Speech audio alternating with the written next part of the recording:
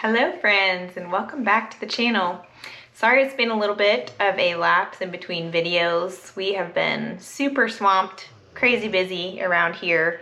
As you can imagine, with spring rolling around, we have lots going on in the garden, lots to do with the animals. Robert's been very busy with work. If you are familiar with the real estate market right now, you can vouch for that as well. And then we got to do something really fun last week. We went on a week-long vacation to Orlando, Florida with some family members and just took the week off. We were gonna take the camera and film some things along the way, but decided that we just wanted a break and we really needed it. So we're back and we are back in action. We hit the ground running as soon as we got home, and I just wanted to give you guys a quick update of everything that's happened here in the past 3 weeks, probably, as well as give you guys a quick tutorial on how to make an easy, I guess you can't say healthy strawberry jam because it's not healthy. It still has a lot of sugar in it, but it's less sugar than most strawberry jam recipes. So I just want to show you all how I do that, and while I'm in the busy work of it, give you guys an update, show you guys a few shots of the homestead, how everybody's thriving and doing. Hopefully we can get back on track with our videos and take you guys further into spring and on into summer with all that is on the horizon for our family. So really quick, our strawberry recipe, it's very simple. The ratio is 12 cups of strawberries to 4 cups of sugar. I use an organic cane sugar and 2 tablespoons of lemon juice, and that's it. You can use pectin. There are several other recipes and adaptations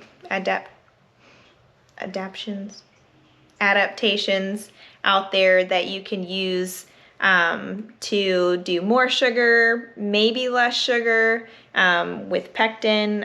This is just a recipe that I found that works really well. It's really delicious and a great way to preserve some of those spring strawberries. Look how beautiful they are. We actually just picked these from the field right down the street from our house. It is strawberry season here in eastern North Carolina, and strawberries are something that grow very well in our area, as well as other kinds of berries, but strawberry fields are a little more prevalent than your other kinds of berries. So we went and picked about 5 buckets of strawberries today, which each bucket was about 15 cups or so worth. So now I've just put them all into a bath of water here, just washing off any dirt, sand, bugs, that sort of thing. Once they're clean, I am just taking the tops off of them and putting them into my bucket here.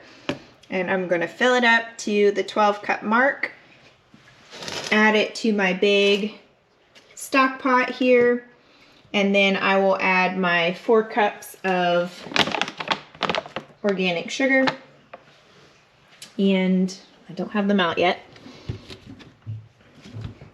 My 2 tablespoons, whoop, run away. My 2 tablespoons of lemon juice. Then we will cook them on the stove until they wilt down and turn into more of that jam-like consistency, which I'll show you what to look for. And that's really it. I don't really cut my strawberries up more than just hulling them, taking the tops off of them. You can cut them up finer if you want. I like big chunks of strawberry in my jam, and the cooking process alone kind of breaks it down and makes it finer anyway, so it just saves me a step. So I just take the tops off, put them in, cook them down, and that's it. So I'll take you along with me on that and then show you how I put them in a water bath canner so that I can preserve them and keep them on my shelf for several months to even years if they last that long. A lot of times with your local farms, you can actually go in and get some of their pre-picked berries ones that they actually call jam berries. These are ones that they've picked for the day, and they picked a day or two ago, and they haven't sold. So they're just a little bit past their prime for fresh eating, but they're actually perfect for jam. You're gonna cook them down and make them soft anyways. So you can usually get them at a discounted rate, and that's what I did with these. I picked some fresh and picked up some of their 2-day-old jam berries. You will notice that you'll have some that are just unusable. They're just really soft, and the coloring is gone bad in it. So you don't want to use any that are moldy or too super soft. Those ones maybe feed to your livestock or something, or throw them in the compost pile. But if they're still relatively sturdy, I'll just cut off some of the softer points and still use them. But for the most part, all of the ones that were in these jam buckets are still good. So I'll just cut off any bad parts and add them to my bowl. So what's new here on the homestead? Well, since our last video, our meat birds have grown. They are actually at a good size for processing right now. We are kind of debating what to do about that. They are about 7 weeks old, and they have hit weight and really are kind of running out of room in their chicken tractor. But some friends of ours at a local poultry farm have extended a gracious invitation to us to come and process chickens at their farm. They'll have their first process date the first weekend in May, I believe. So that's still almost 2 weeks away. And as much as I would love to do that, I would love their expertise on, you know, what we should know our first time around and what to plan for and that sort of thing. And also they have all of the equipment to use, which would be a huge blessing. I just don't know if we should keep them for 2 more weeks, because they, like I said, they're the size of a grocery store bird right now. So I don't know that it would be great for them to keep them that long. They might be the size of turkeys by the time the processing day rolls around. So we're still debating that. We've been moving them through the yard every single day. They're on fresh grass. They're doing very well, seem to be very healthy. We haven't lost any more birds since day 1, which I told you guys we lost a chick the first night, I believe it was. And that's not uncommon. When chicks are first born, you typically lose, you know, I think they say it's like 10% or something like that of your hatch rate. And it's just, you know, natural causes kind of thing. It's nothing that the breeder did or nothing that we did. It's just, you know, it's life. So I'm really happy with the life that they've had. I think that it's been a good learning experience for us so far. And we'll do a separate video exclusively on the meat birds, what we would do differently, what worked for us, and if we'll do it again. We'll see after processing day. We'll update you guys on that. The rest of the homestead is just trucking along, and the gardens have really taken off here lately. We actually had a cold snap last night, which I think a lot of the country had. There's some kind of late season frost going on, and thankfully we did not have any frost last night. About 3 weeks ago, we did have a hard freeze here. And even though I covered all of our stuff the best that I could, we lost all of the tomato plants that I had planned on selling.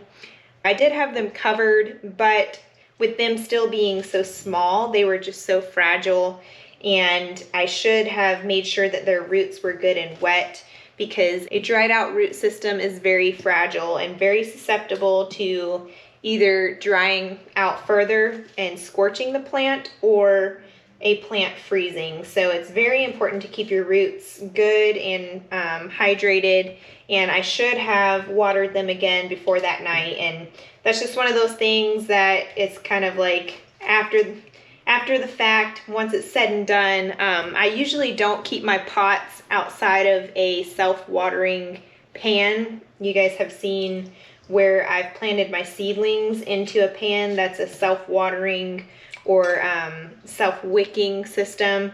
But these pots I did not. I just set them outside in one of my garden beds and then covered them that night, and you know, they did not stand a chance to the 25-degree weather. So lost all of my sale tomato plants, but it's all good. We've got some other plants that I plan to sell, and once the tomatoes are large enough, I can actually split them up and sell them then, and I'll show you guys how to do that at home too when the time comes.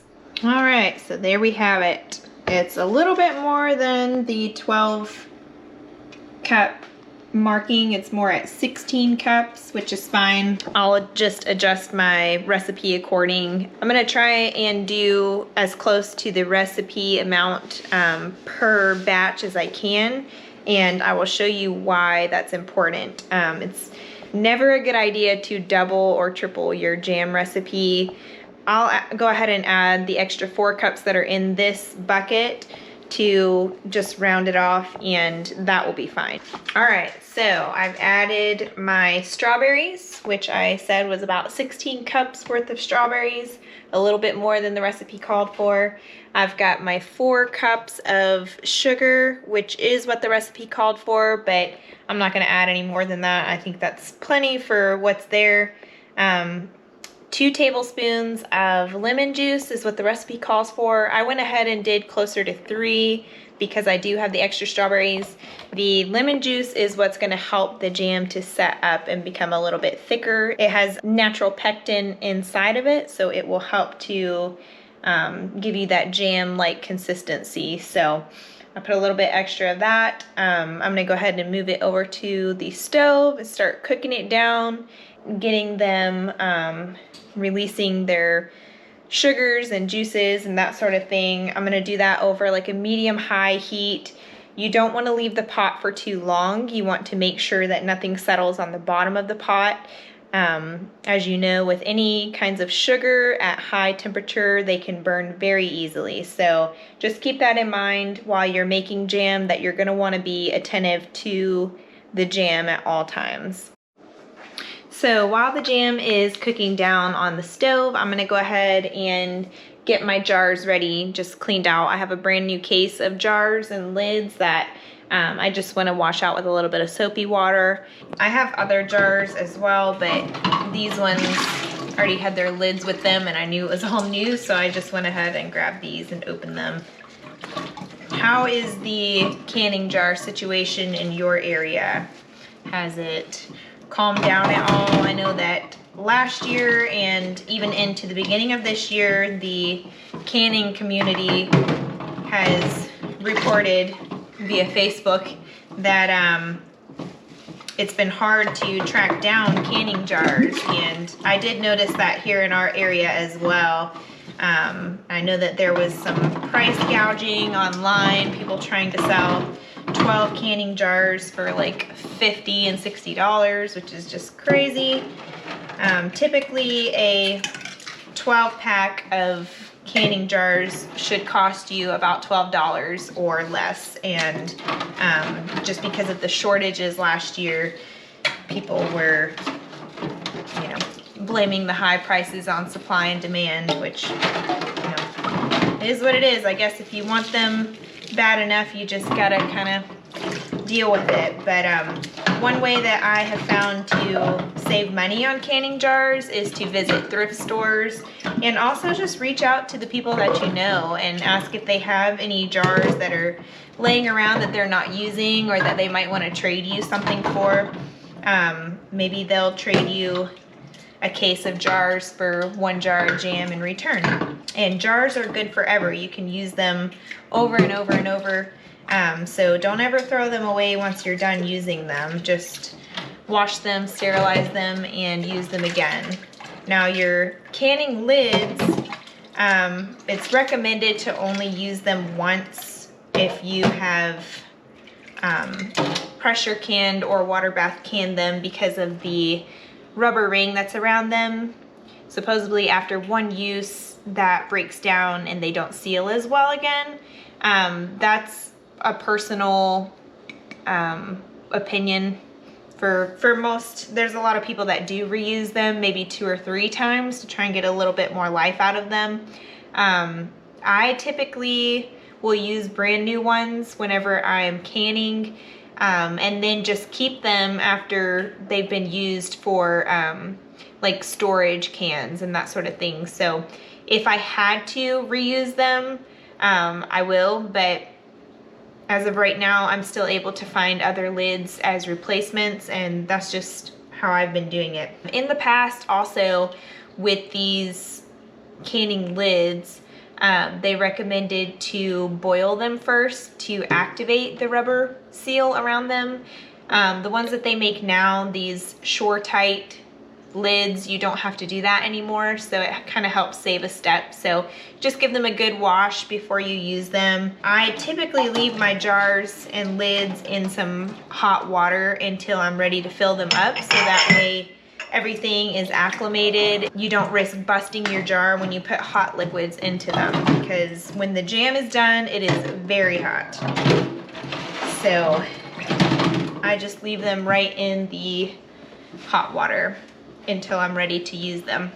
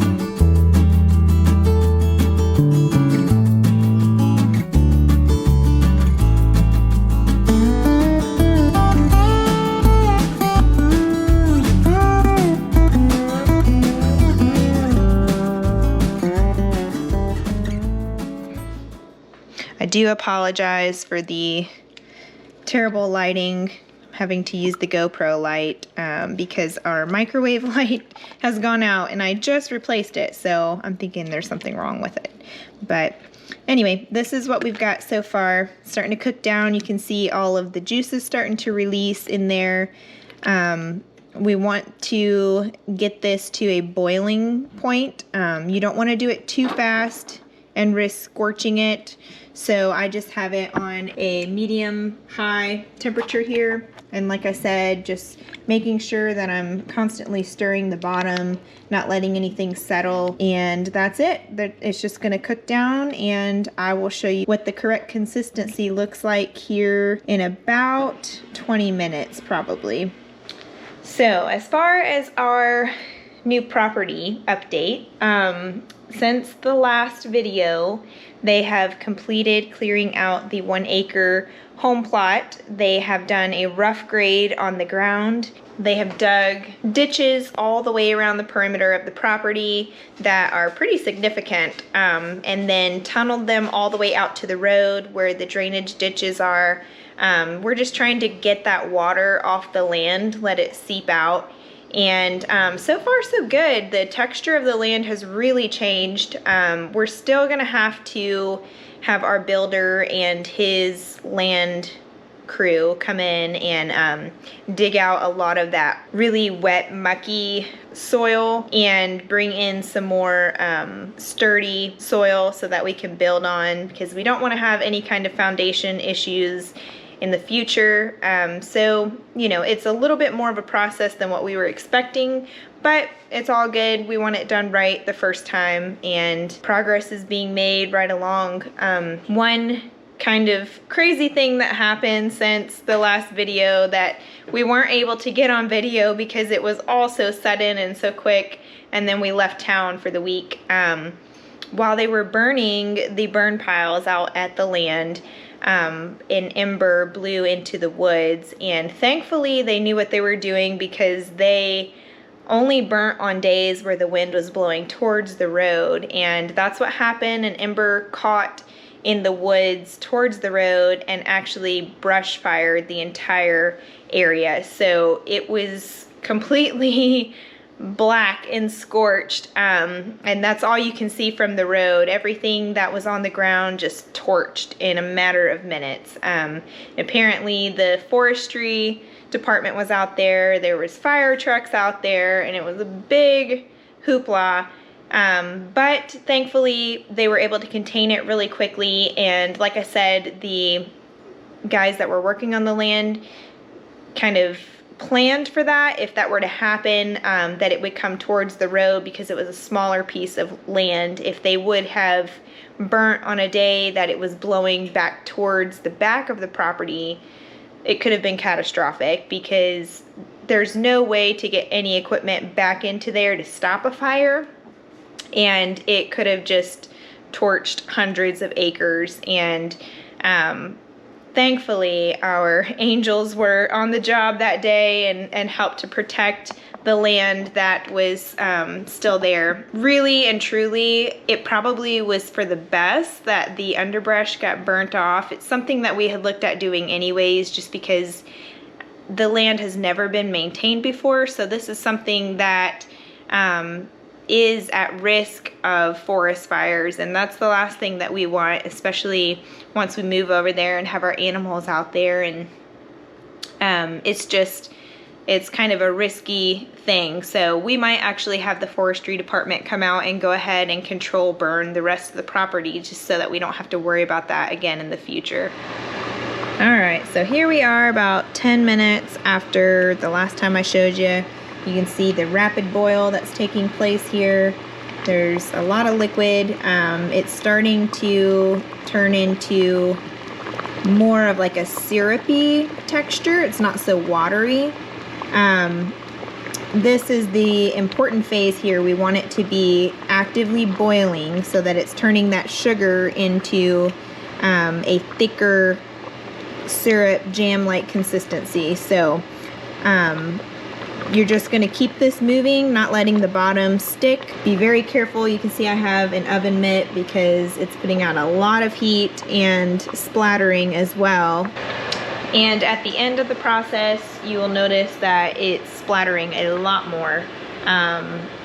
So just be very careful. You might want to wear sleeves just to protect yourself. But just know it's going to get messy. And this is exactly why I said not to do more than a recommended recipe at a time. So I think for today I'm gonna do this one batch and probably save my other 2 baskets of strawberries in the freezer, so that way we can have them for smoothies throughout the year, because we do love them in our protein shakes and smoothies and oatmeals and all sorts of things throughout the year. So I like to stock up on them while they're in season because they're fresh and they're sweet. and they're just so much more delicious than the store-bought strawberries. Once you taste these ones, you'll never be back to the store-bought kind again. So I'm just gonna keep stirring away, and once it's at the right consistency, I'll show you what that looks like before I put them in the jars and can them in the water bath. Okay, so there we have it. You can see the consistency is a lot thicker. The whole mixture is moving when I'm putting my spoon through it.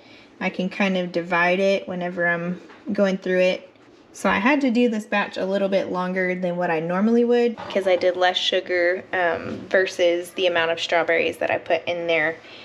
So it is slightly thinner than what my normal jam is, but it's all good because we don't just use jam on bread. We're going to put it on oatmeal and chia pudding and other kinds of desserts or smoothies or shakes or whatever. So this will be just right. The next round of jams that I do, I will do the 4 cups of sugar per 12 cups of strawberries, and that way it won't take near as long because my arm is tired after stirring for about 35 minutes straight. So okay, so we're gonna fill our jars to about a 1-inch head space, so that's at this bottom rim here. We're gonna leave this space open while it's processing in the canner.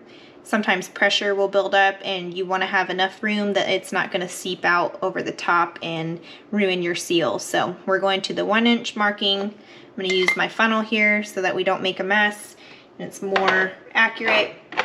I'll put a link to these products in the description below in case you would like to purchase this set for home as well. And just move it right over.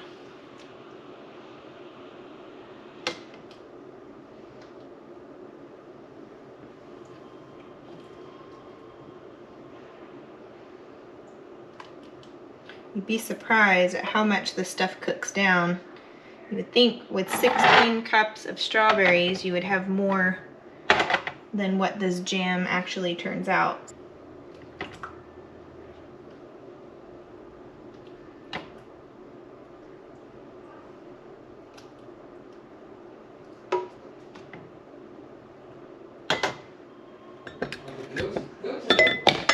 Huh? What's in the yard? Yeah. On the porch? Yeah. Doggone it.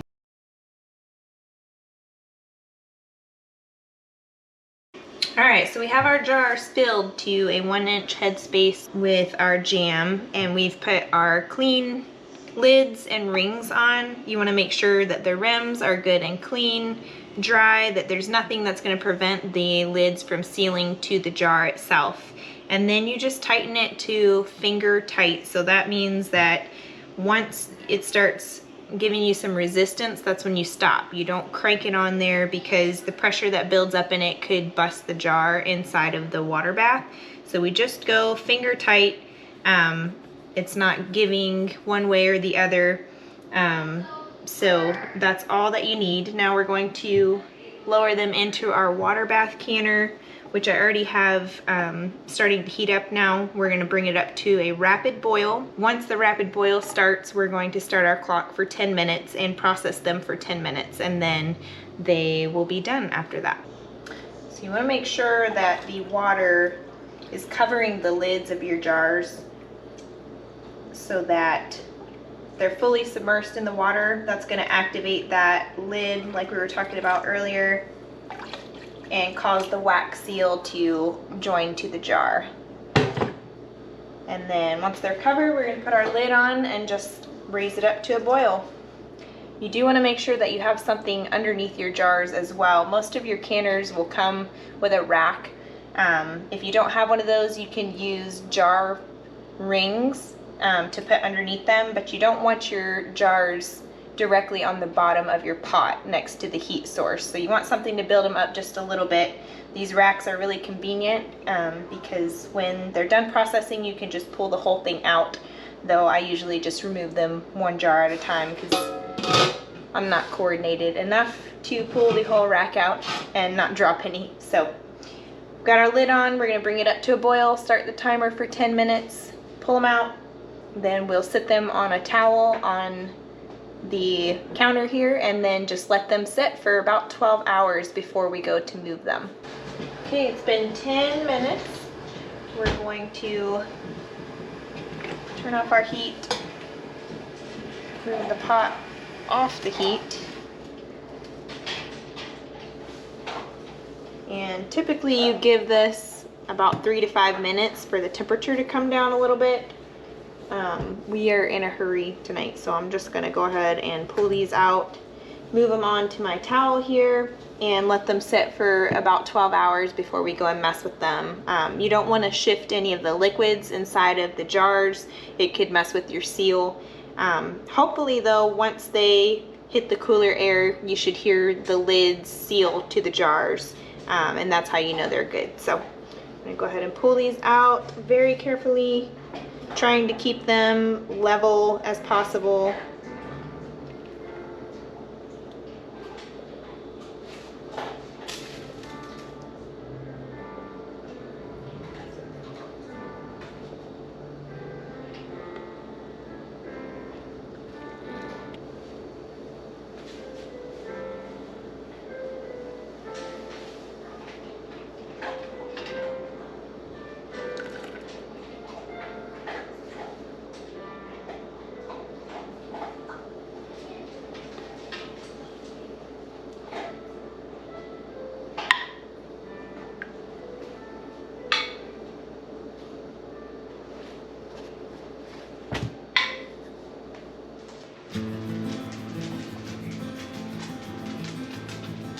And there we have it. That was just a quick overview of how to make some strawberry jam at home and can it in the water bath so that you can preserve it for the months to come.